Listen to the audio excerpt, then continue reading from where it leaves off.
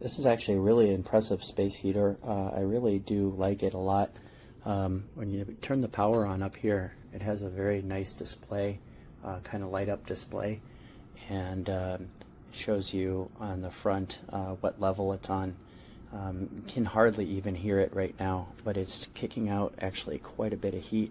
You can definitely feel the heat, but really it's really quiet. Comes with this actually pretty handsome remote that feels much better in the hand than most of the cheaper remotes, and you can control all of the features with it. Everything from timer, a 1 to 12-hour timer. You can make it super quiet with no beeping, or you can even make it oscillate. So if you push the button, it very quietly oscillates back and forth, no noise whatsoever.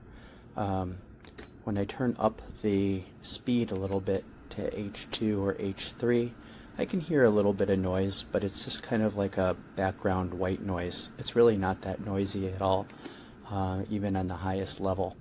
And then when you press the power button off, for some reason it does have a 30-second countdown before it completely shuts down. Not sure really why that happens, but it's not a nuisance at all. So overall, it kicks off a lot of heat, and it does what it's supposed to do very well, and very quietly. So I'm impressed.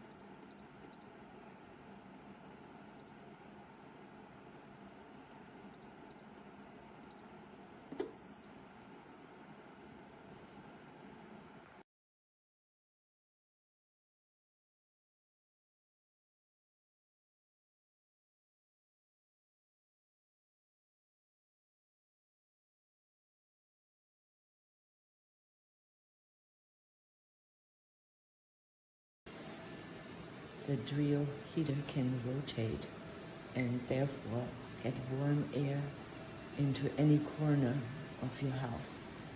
It's going slow, but it's going. I currently have it on the second highest heat setting, H2. It feels great, even so we already have 85 degrees outside. This is for testing. We gotta check out. I can't place. That's how people get nicknames. I still call Will Holly Billy Bugs. Let's go to the bathroom. I'll check you out. Sir? Look, I don't want to hear searching this woods is a waste of time because Joseph is some alien who was beamed up on their spaceship, okay? So if that's what you're going to say, I'd rather